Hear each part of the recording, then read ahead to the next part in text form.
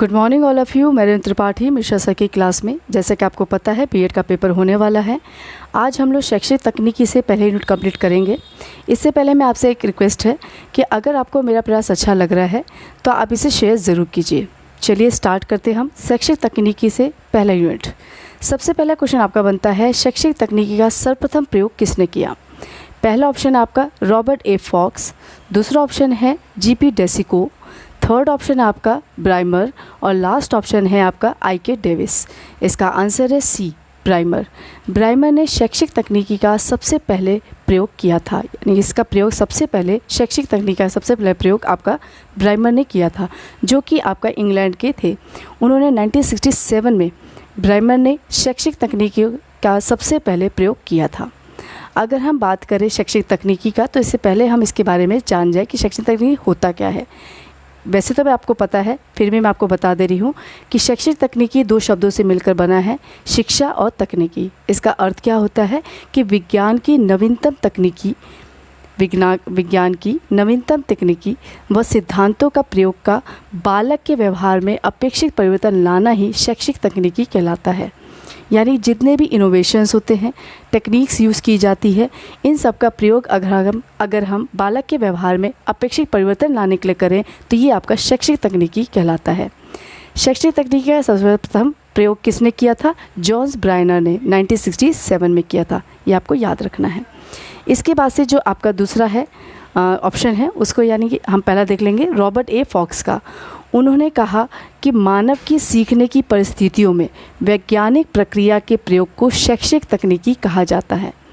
आप लोग को परिभाषा याद होनी चाहिए। रॉबर्ट ए फॉक्स में अगर आपको याद नहीं हो रही है तो कोई भी कीवर्ड लेके आप इसको याद कर लीजिए, कोरिलेट करके इसको याद रखेंगे। ठीक है, कई बार आपकी परिभाषा भी पूछ ली जाती है। ठीक है, रॉबर्ट ए फॉक्स ने लिखा है कि मानव की सीखने की परिस्थितियों में वैज्ञानिक प्रक्रिया के प्रयोग को शैक्षिक तकनीकी कहा जाता है। अगर हम बात करें जॉन बी डेसिको की, तो उन्होंने शैक्षिक तकनीकी को व्यवहारिक शिक्षण की समस्याओं में अधिगम मनोविज्ञान के विस्तृत प्रयोग का एक रूप कहा है। क्या कहा है? शैक्षिक तकनीकी को व्यवहारिक शिक्षण की समस्याओं में अधिगम मनोविज्ञान के विस्तृत प्रयोग को एक रूप कहा है। आईके डेविस की बात करें तो उन्होंने शिक्षण तकनीकी का संबंध शिक्षा तथा प्रशिक्षण की समस्याओं से होता है और अधिगम स्रोतों की व्यवस्था में क्रमबद्ध उपागम का अनुसरण किया जाता है। ये आईके डेविस का कथन है। मैं फिर से रिवाइज कर दे रही हूँ। आपका सर्वप्रथम प्रयोग किसने किया? जॉन ब्राइमर ने 1967 में किया। रॉबर्ट ए फॉक्स ने क्या कहा कि मानव की सीखने की परिस्थितियों में वैज्ञानिक प्रक्रिया के प्रयोग को शैक्षिक तकनीकी कहा जाता है। जबकि जॉन बी डेसिको ने कहा कि शैक्षिक तकनीकी व्यवहारिक शिक्षण की समस्याओं में अधिगम मनोविज्ञान के विस्तृत प्रयोग का एक रूप है। आईके डेविस की बात करें तो उन्होंने कहा कि शिक्षा तकनीकी का संबंध शिक्षा तथा प्रशिक्षण की समस्याओं से होता है और अधिगम स्रोतों की व्यवस्था में क्रमबद्ध उपागम का अनुसरण किया जाता है। तो ये आपका पहला क्वेश्चन बनता है। इसके बाद से नेक्स्ट क्वेश्चन आपका बनता है कि शिक्षा तकनीकी से तात्पर्य होता है। पहला ऑप्शन है मशीनों का उपयोग, दूसरा ऑप्शन है श्रव्य दृश्य सामग्री का उपयोग, थर्ड है आपका कला तथा विज्ञान में मध्यस्थता और लास्ट ऑप्शन आपका उपरोक्त सभी। तो इसका आंसर है डी, उपरोक्त सभी। शिक्षा तकनीकी में आपका मशीनों का प्रयोग माना जाता है, श्रव्य दृश्य सामग्री का उपयोग किया जाता है और कला और विज्ञान की मध्यस्थता, यानी इन दोनों का आपका संबंध होता है। यानी कि हमारा एक विज्ञान का मतलब होता है कि सिस्टमैटिक कार्य करना और कला का मतलब होता है कैसे प्रेजेंट किया जा रहा है, यानी जो भी हम चीज़ें यूज़ कर रहे हैं उसको हम कैसे प्रेजेंट करते हैं वो हमारी कला है। जबकि विज्ञान हमारा क्या कहता है? सिस्टमैटिक कोई कार्य को करना। नेक्स्ट क्वेश्चन, शिक्षा तकनीकी का मुख्य रूप है। पहला ऑप्शन है अभिक्रमित अनुदेशन, दूसरा ऑप्शन है शिक्षण तकनीकी, थर्ड है आपका व्यवहार तकनीकी और लास्ट ऑप्शन है ये सभी। इसका आंसर है डी, ये सभी।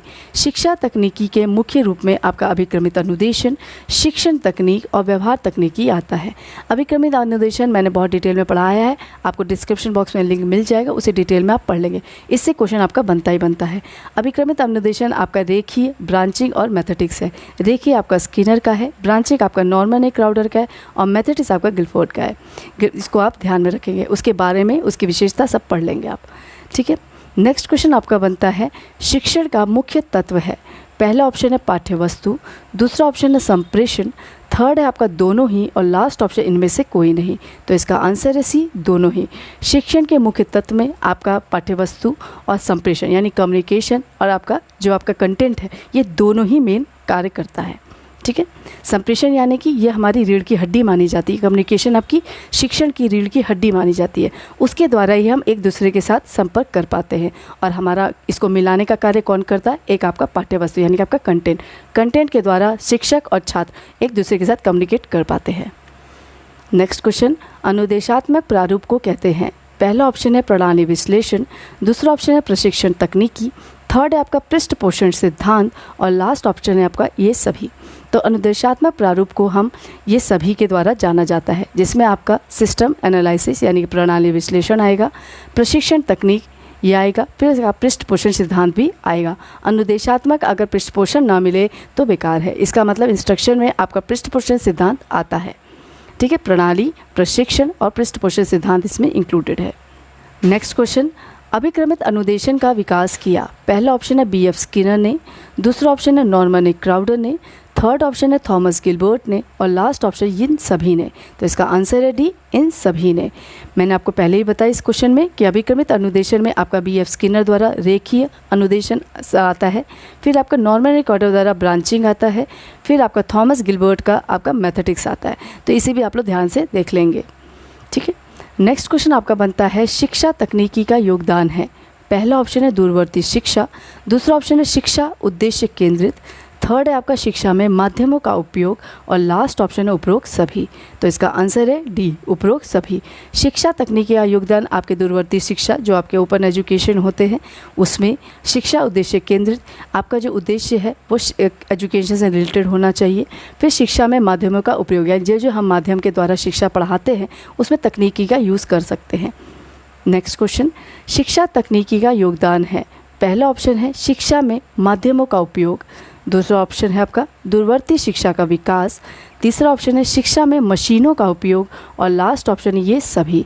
तो शिक्षा तकनीकी में योगदान में आप देख सकते हैं कि शिक्षा के माध्यमों का उपयोग किया जाता है तकनीकी के द्वारा, फिर हम मशीनों का उपयोग भी करते हैं, साथ साथ हम दूरवर्ती शिक्षा का विकास भी कर पाते हैं तकनीकी के द्वारा। नेक्स्ट क्वेश्चन, कंप्यूटर आधारित शिक्षण प्रतिमान किसने प्रतिपादित किया। पहला ऑप्शन है आपका रॉबर्ट ग्लेसर, दूसरा ऑप्शन है Lawrence and Davis, third option है जॉन कैरोल और लास्ट ऑप्शन है फ्लेंडर।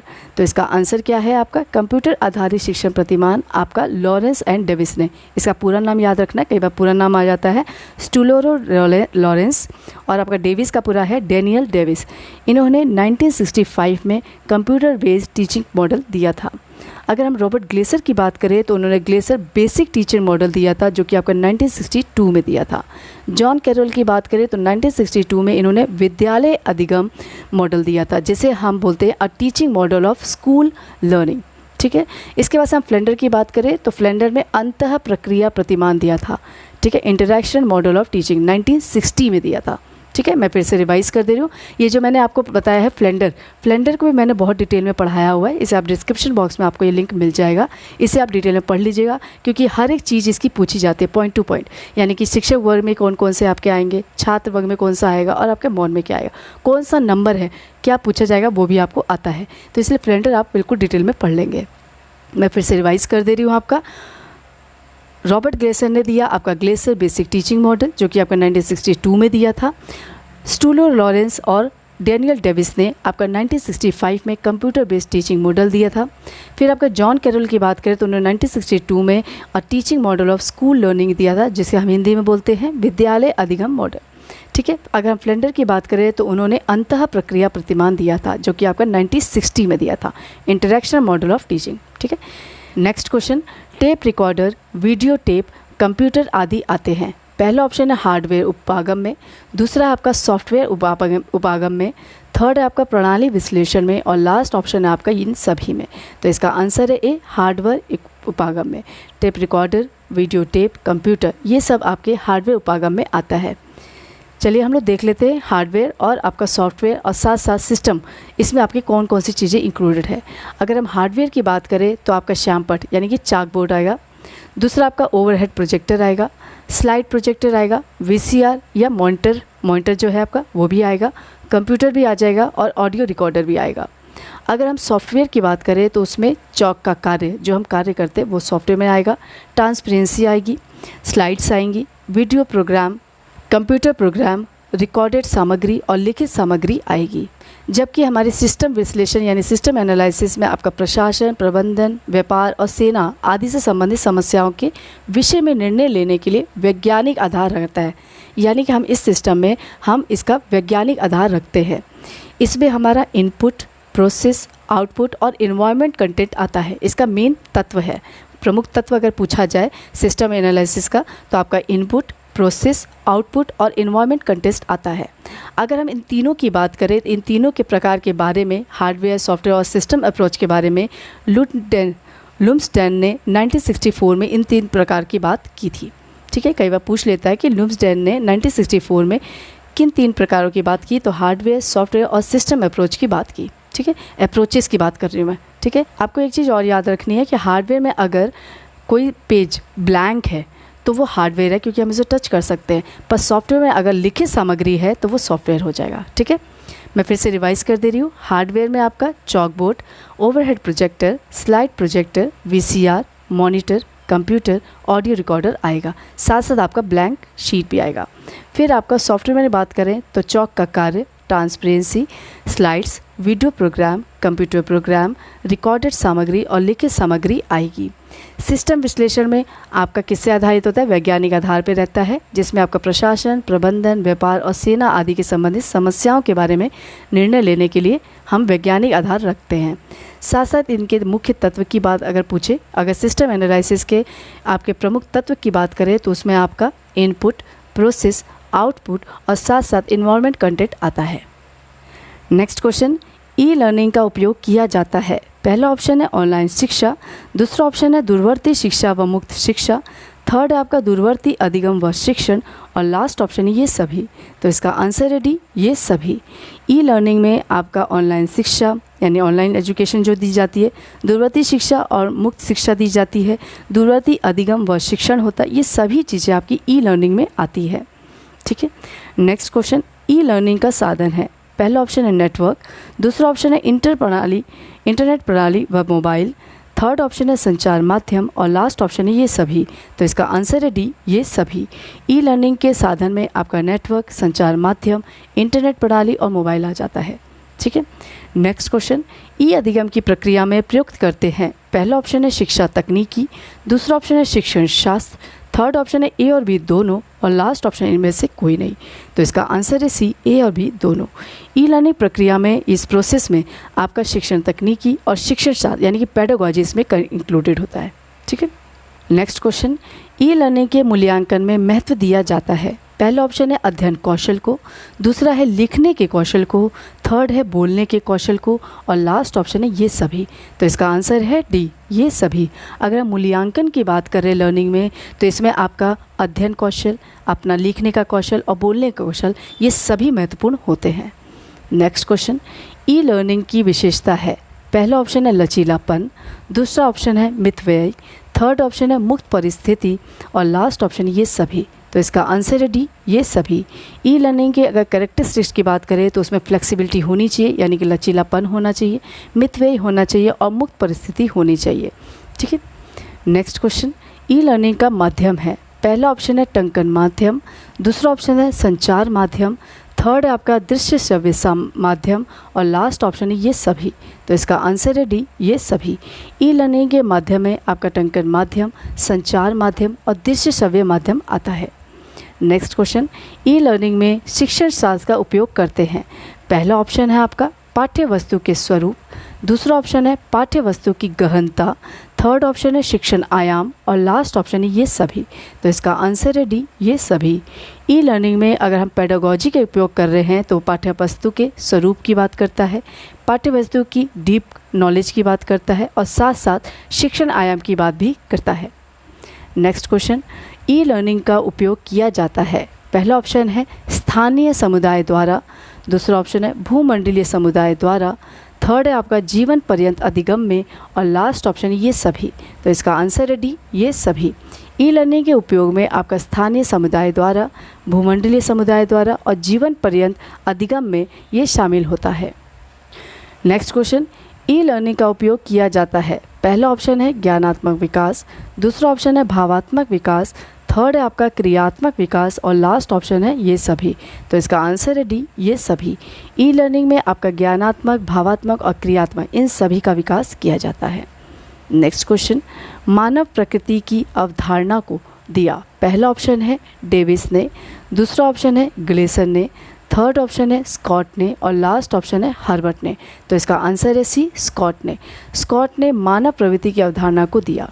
अगर हम डेविस की बात करें तो उन्होंने शिक्षण अधिगम प्रबंधन दिया था। ग्लेसर की बात करें तो उन्होंने बेसिक टीचिंग मॉडल दिया था जो कि आपका 1962 में दिया गया था। और हर्बर्ट की बात करें तो उन्होंने पंचपदीय प्रणाली दी थी। साथ साथ आपका स्मृति स्तर भी हर्बर्ट ने दिया था, ये भी आप याद रखेंगे। मैं फिर से रिवाइज कर दे रही हूँ। डेविस ने शिक्षण अधिगम प्रबंधन दिया, ग्लेसर ने बेसिक टीचिंग मॉडल 1962 में दिया, स्कॉट ने आपका मानव प्रकृति की अवधारणा को दिया और साथ साथ आपका हर्बर्ट जो है उन्होंने पंचपदीय प्रणाली के साथ साथ स्मृति स्तर जो कि आपका टीचिंग स्तर है उसमें आपका जो आपका पहला स्तर है स्मृति स्तर वो हर्बर्ट ने दिया था। नेक्स्ट क्वेश्चन, शिक्षण अधिगम प्रबंध का प्रत्यय दिया। पहला ऑप्शन है हर्बर्ट ने, दूसरा ऑप्शन है बीएस ब्लूम ने, थर्ड ऑप्शन है रॉबर्ट गेने ने और लास्ट ऑप्शन है आईके डेविस ने। इसका आंसर क्या है? इसका आंसर है डी, आईके डेविस। शिक्षण अधिगम प्रबंधन का प्रत्यय किसने दिया? आईके डेविस ने दिया। हर्बर्ट की बात करें तो उन्होंने पंचपदीय प्रणाली और साथ साथ स्मृति स्तर दिया। बीएस ब्लूम ने आपका ज्ञानात्मक, भावात्मक और क्रियात्मक यानी कि आपके जो शैक्षिक उद्देश्य है उसको दिया। उसके बाद से रॉबर्ट गेने की बात करें तो उन्होंने अधिगम सोपान की दिया था। इसे भी आप लोग याद रख लेंगे। नेक्स्ट क्वेश्चन, शिक्षण अधिगम प्रबंधन के सोपान होते हैं। पहला ऑप्शन है 6, दूसरा ऑप्शन है 8, तीसरा ऑप्शन है 4 और लास्ट ऑप्शन आपका 2। तो इसका आंसर है सी, 4। शिक्षण अधिगम प्रबंधन किसने दिया था? आईके डेविस ने दिया था। और उन्होंने कितने सोपान दिए? 4 सोपान दिए। सबसे पहले आपका नियोजन, फिर आपका आता है व्यवस्था, फिर आपका आता है अग्रसरण और लास्ट में आपका आता है नियंत्रण। ये 4 आपके सोपान हैं। शिक्षण अधिगम प्रबंधन किसने दिया? आईके डेविस ने दिया। 4 सोपान में बांटा। आपका पहला है नियोजन, फिर आपका आता है व्यवस्था यानी कि ऑर्गेनाइजेशन, फिर आपका आता है अग्रसरण और लास्ट में आपका नियंत्रण आता है। इसे भी आप लोग याद रखेंगे। नेक्स्ट क्वेश्चन, मेगर ने उद्देश्य को व्यवहारिक शब्दावली में लिखने के लिए आधार बनाया। पहला ऑप्शन है हर्बर्ट की 5 पदों की जो हमने मैंने पढ़ा पंचपदीय प्रणाली। दूसरा आपका स्किनर ने पुनर्वर्णन सिद्धांत को दिया। थर्ड है आपका ब्लूम की टेक्सोनॉमी को और लास्ट आपका इनमें से कोई नहीं। तो इसका आंसर है सी, ब्लूम टेक्सोनॉमी को। मेगर ने उद्देश्य को व्यवहारिक शब्दावली में लिखने के लिए ब्लूम की टेक्सोनॉमी को आधार बनाया। नेक्स्ट क्वेश्चन, मूल प्रवृत्ति का सिद्धांत है। पहला ऑप्शन है रुचि का, दूसरा ऑप्शन है बुद्धि का, तीसरा ऑप्शन है अभिप्रेरणा का और लास्ट ऑप्शन है आपका अभिरुचि का। तो इसका आंसर है सी, अभिप्रेरणा का। मूल प्रवृत्ति का सिद्धांत में आपकी अभिप्रेरणा से संबंधित होता है। इसमें आपकी 14 मूल प्रवृत्तियाँ जो कि मैकडूगल ने दिया था, इसे भी आप लोग ध्यान में रखेंगे। नेक्स्ट क्वेश्चन, सर्वप्रथम सन 1926 ईस्वी में अमेरिका के ओटियो के एक विश्वविद्यालय में किसने शिक्षण मशीन का प्रयोग शिक्षण के क्षेत्र में किया? पहला ऑप्शन है सिडनी प्रेसी ने, दूसरा ऑप्शन है लम्सडेन ने, थर्ड ऑप्शन है ग्लेसर ने और लास्ट ऑप्शन है स्किनर ने। तो इसका आंसर है ए, सिडनी एल प्रेसी ने। सिडनी एल प्रेसी ने 1920 में सबसे पहले इसका विकास किया था यानी कि शिक्षण मशीन का विकास किया था। सर्वप्रथम 1926 में अमेरिका के ओटियो के एक विश्वविद्यालय में शिक्षण मशीन का प्रयोग सिडनी एल प्रेसी ने किया था। नेक्स्ट क्वेश्चन, 1930 to 40 के मध्य विशिष्ट प्रकार की पुस्तकों, कार्डों और बोर्डों का प्रयोग किसने किया था? पहला ऑप्शन है लुम्सडेन ने, ग्लेसर ने, दूसरा ऑप्शन है बीएफ स्किनर ने, थर्ड है स्टैनली एडवर्ड ने और लास्ट ऑप्शन है ब्राइमर ने। इसका आंसर है ए, लुम्सडेन एंड ग्लेसर ने। लुम्सडेन एंड ग्लेसर ने 1930 to 40 के बीच विशिष्ट प्रकार के पुस्तकों, कार्डों और बोर्डों का प्रयोग किया था। नेक्स्ट क्वेश्चन, प्रोग्राम लर्निंग पद्धति का विकास किसने किया? पहला ऑप्शन है बीएफ स्किनर, दूसरा ऑप्शन है ब्राइमर, थर्ड ऑप्शन है स्टैनली एडवर्ड और लास्ट ऑप्शन आपका लुम्सडेन। इसका आंसर है ए, बीएफ स्किनर। प्रोग्राम लर्निंग का विकास आपका बीएफ स्किनर ने 1950 में किया था। 1950 में किया था। ठीक है, इसको याद रखेंगे। प्रोग्राम लर्निंग पद्धति का विकास B.F. स्किनर ने 1950 में किया था। लुम्सडेन का आपको पता है, लुम्सडेन ने हार्डवेयर, सॉफ्टवेयर और सिस्टम एनालिसिस अप्रोचेस को दिया था। एक चीज़ आप लोग याद और ध्यान रखेंगे, शैक्षिक तकनीकी है यानी शिक्षा से संबंधित है, तो शिक्षा की आपको डेफिनेशन याद होनी चाहिए। कई बार डेफिनेशन पूछ लेता है, उसको आपको लिखना ही लिखना है। ये जो आपके 40 ऑब्जेक्टिव क्वेश्चन है उसमें शिक्षा संबंधित क्वेश्चन आते ही हैं। वैसे तो मैंने पढ़ाया हुआ है, फिर भी आप लोगों को मैं 1-2 क्वेश्चन इसमें भी इंक्लूडेड करूँगी। ठीक है, नेक्स्ट क्वेश्चन, किसके प्रयासों के फलस्वरूप प्रोग्राम लर्निंग मटेरियल के प्रयोग के विभिन्न राष्ट्रों में रुचि ली जाने लगी? पहला ऑप्शन है स्टेनली एडवर्ड के, दूसरा ऑप्शन है स्किनर के, थर्ड ऑप्शन है और व दोनों, और लास्ट ऑप्शन है सिडनी एल प्रेसी के। इसका आंसर है सी, और व दोनों, जिसमें आपका स्टेनली एडवर्ड और स्किनर ये दोनों ही के प्रयासों के फलस्वरूप प्रोग्राम लर्निंग मटेरियल के प्रयोगों को विभिन्न राष्ट्रों में रुचि दी जाने लगी। नेक्स्ट क्वेश्चन, राष्ट्रीय शैक्षिक अनुसंधान एवं प्रशिक्षण परिषद स्थित है, यानी NCERT की बात कर रहा है। पहला ऑप्शन है मुंबई में, दूसरा ऑप्शन कोलकाता में, थर्ड ऑप्शन है इलाहाबाद में, और लास्ट ऑप्शन है नई दिल्ली में। तो इसका ये परिषद कहाँ स्थित है? आपका नई दिल्ली में स्थित है। और ये कब आया? NCERT 1961 में आया। इसे भी आप लोग ध्यान रखेंगे। नेक्स्ट क्वेश्चन, शिक्षा डैश प्रक्रिया है? पहला ऑप्शन है गद्यात्मक, दूसरा ऑप्शन है त्रिस्तरीय, थर्ड ऑप्शन है समायोजन की, और लास्ट ऑप्शन है उपरोक्त सभी। तो इसका आंसर है डी, उपरोक्त सभी। शिक्षा आपकी गद्यात्मक यानी कि डायनेमिक प्रक्रिया है, प्रोसेस है। त्रिस्तरीय में आपका जॉन डीवी का आपको पता है, ट्रायप्रॉलर, फिर आपका जिसमें आपका छात्र, शिक्षक और पाठ्यक्रम आता है। फिर आपका समायोजन यानी कि एडजस्टमेंट की बात करता है। शिक्षा एडजस्टमेंट प्रक्रिया है, आपका गद्यात्मक प्रक्रिया है और त्रिस्तरीय प्रक्रिया है। नेक्स्ट क्वेश्चन, शिक्षा प्रक्रिया है? पहला ऑप्शन है व्यक्तित्व के सर्वांगीण विकास की, दूसरा ऑप्शन है व्यवहार परिमार्जन की, थर्ड है आपका जीवन पर्यंत चलने वाली, और लास्ट ऑप्शन है उपरोक्त सभी। इसका आंसर है डी, उपरोक्त सभी। शिक्षण प्रक्रिया आपका पता है जीवन पर्यंत चलने वाली प्रक्रिया है। अगर व्यापक अर्थ में पूछा जाए शिक्षा को तो जीवन पर्यंत चलने वाली प्रक्रिया है। व्यक्तित्व के सर्वांगीण यानी होलिस्टिक डेवलपमेंट की बात करता है, और साथ साथ व्यवहार में परिवर्तन करने की बात भी करता है, यानी मॉडिफिकेशन इन बिहेवियर की बात भी करता है। नेक्स्ट क्वेश्चन, विज्ञान की विशेषता है? पहला ऑप्शन है क्रमबद्धता, दूसरा ऑप्शन है वस्तुनिष्ठता, तीसरा ऑप्शन है सटीकता, और लास्ट ऑप्शन उपरोक्त सभी। इसका आंसर है डी, उपरोक्त सभी। विज्ञान की विशेषता में क्रमबद्धता यानी कि सिस्टमैटिक होना चाहिए, वस्तुनिष्ठता होनी चाहिए और सटीकता होनी चाहिए। मैंने इससे पहले भी बताया था, कला और विज्ञान में विज्ञान सिस्टमैटिक है। ठीक है, क्रमबद्धता, वस्तुनिष्ठता और सटीकता विज्ञान की विशेषताओं में आता है। नेक्स्ट क्वेश्चन, तकनीकी व्यवहारिक उद्देश्यों के पूर्ति हेतु वैज्ञानिक सिद्धांतों का प्रयोग है, ये स्टेटमेंट किसका है? सबसे पहला ऑप्शन है आपका ब्लूम का, दूसरा ऑप्शन है ड्रेवर का, थर्ड ऑप्शन है TP नन का, और लास्ट ऑप्शन है आपका डॉक्टर दास का। इसका आंसर है ए, ब्लूम का। ब्लूम का स्टेटमेंट है कि तकनीकी व्यवहारिक उद्देश्य की पूर्ति हेतु वैज्ञानिक सिद्धांतों का प्रयोग है। ठीक है, नेक्स्ट क्वेश्चन, शिक्षा प्रक्रिया का अंग है? पहला ऑप्शन है शिक्षण, दूसरा ऑप्शन है प्रशिक्षण, तीसरा ऑप्शन है अनुदेशन, और लास्ट ऑप्शन है उपरोक्त सभी। इसका आंसर है डी, उपरोक्त सभी। शिक्षा प्रक्रिया के अंग में आपका शिक्षण यानी टीचिंग, प्रशिक्षण मतलब ट्रेनिंग, और अनुदेशन मतलब इंस्ट्रक्शन, ये तीनों चीज़ें इंक्लूडेड होती है।